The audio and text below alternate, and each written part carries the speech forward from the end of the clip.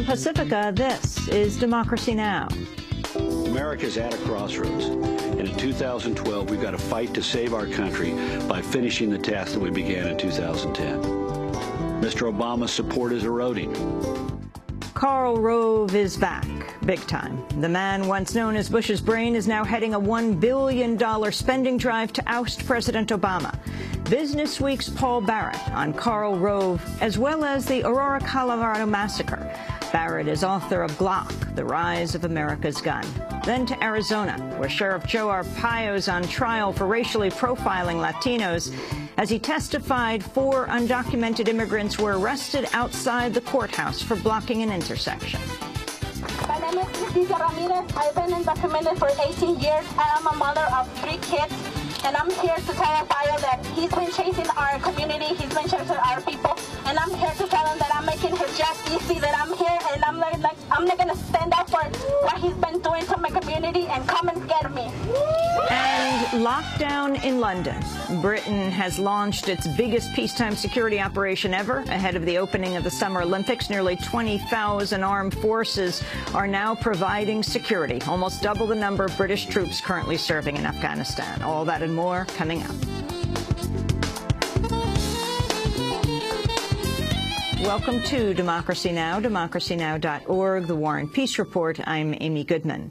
Syrian troops continue to bombard areas of the city of Aleppo in the 6th day of clashes with rebel forces. The regime of Syrian President Bashar al-Assad has faced new accusations of indiscriminate attacks as it seeks to reclaim rebel strongholds. Syrian activists say nationwide violence killed 108 people Wednesday, more than half of them civilian.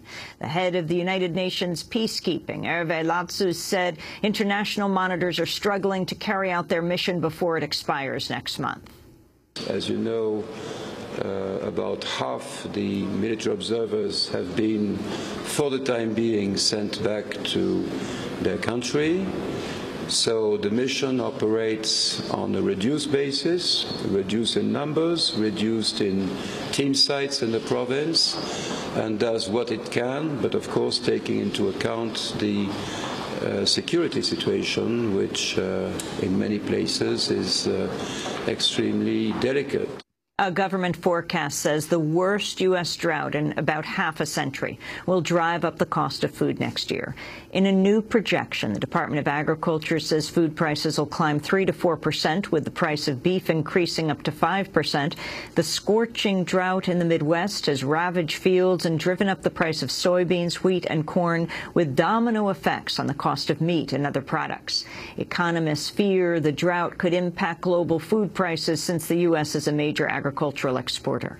The Department of Agriculture, meanwhile, has added 76 counties in 6 states, including Wisconsin, Michigan, and Kansas, to a list of natural disaster areas due to damage caused by drought and heat. Nearly 1,400 counties have been designated as disaster areas in the 2012 crop year, more than 1,200 of them due to drought. The U.S. Drought Monitor last week found nearly 64% of the contiguous United States is in moderate to exceptional drought. For our coverage of extreme weather and what has been so far the hottest year ever recorded in the U.S., you can go to our website at democracynow.org. Police in Colorado have revealed Aurora shooting suspect James Holmes detailed his planned massacre more than a week before the attack occurred. An unopened package sent by Holmes and recovered at a University of Colorado mailroom contained illustrations and notes about killing a large number of people. The package was sent to a psychiatrist but never opened. Speaking Wednesday in Louisiana, President Obama said he plans to tackle U.S. gun violence in the shooting's aftermath. A lot of gun owners would agree that AK-47s belong in the hands of soldiers, not in the hands of criminals.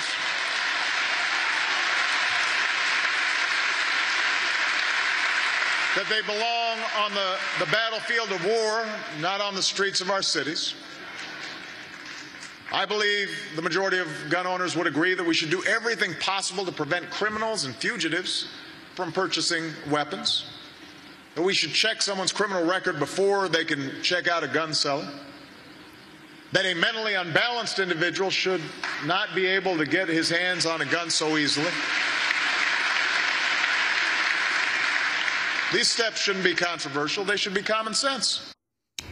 Obama's comments on gun violence come as he faces pressure to back a robust global arms treaty before a Friday deadline. All 193 members of the UN General Assembly are scrambling to complete the first-ever global agreement regulating the arms trade. The U.S. is by far the world's largest producer, importer, and exporter of armaments.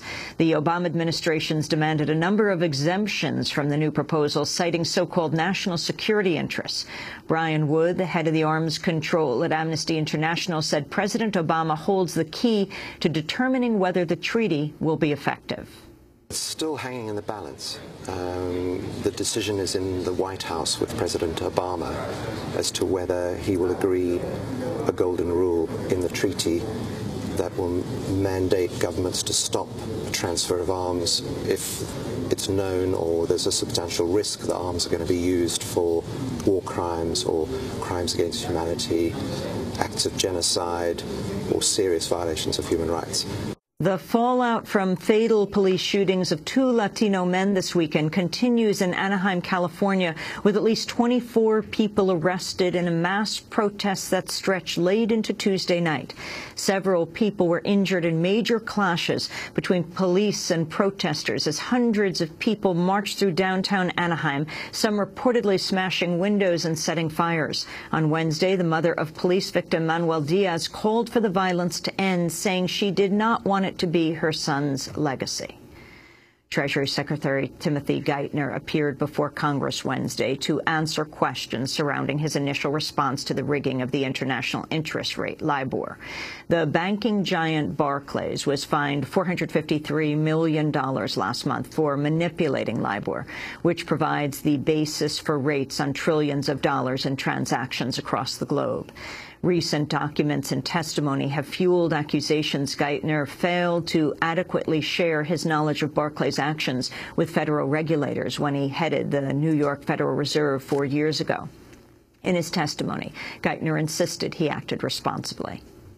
I felt that we did the important and fully appropriate thing, which is to bring the attention not just to the people in Washington, but to the British of not just the reports and the concerns that were broadly available in the market and in the public domain, but also of the range of problems in the way this rate was designed that created that vulnerability. And so we brought those concerns to their attention. Sure. And we felt, and I still believe this, that it was really going to be on them to take responsibility for fixing this. Geithner has come under criticism because federal regulators received little cooperation from the New York Fed in building their case against Barclays, despite the Fed's knowledge of Barclays' actions. Testifying before a British inquiry last week, Bank of England Governor Mervyn King said, quote, "At no stage did Geithner or anyone else at the New York Fed raise any concerns with the bank that they had seen any wrongdoing." The coalition of Immokalee workers held rallies nationwide on Wednesday to urge the fast food chain Chipotle to enter into an agreement ensuring humane working conditions for farm workers harvesting tomatoes sold inside its restaurants. The Immokalee Workers Campaign has already won fair food agreements from chains including Subway, McDonald's, and Burger King. The protests come one day after thousands of workers rallied in New York City to call for an increase to the U.S. minimum wage, which has remained at $7.25 for the past 3 years. The Washington Post is reporting the online phone platform Skype has increased its cooperation with law enforcement to give police access to online chats and other user data, including credit card numbers and addresses. Skype has had a reputation as a highly secure platform used around the world by activists seeking to avoid government repression. Its reputation for security stemmed from its strong encryption technology and other features. But authorities had pushed for changes, saying Skype's security allowed criminals to communicate secretly. Skype security changes have been hailed by law enforcement, but strongly criticized by anti-surveillance activists. And one of 5 self-described anarchists accused of seeking to blow up a Cleveland area bridge has pleaded guilty and agreed to testify against 4 others. The 5 were detained in April after allegedly planting and detonating what they thought were active bombs. It turned out the bombs were fakes supplied by FBI informants. On Wednesday, Anthony Hain agreed to a plea deal that would see him receive a maximum sentence of 15 years in return for his testimony. And those are some of the headlines. This is Democracy Now!, democracynow.org, The War and Peace Report.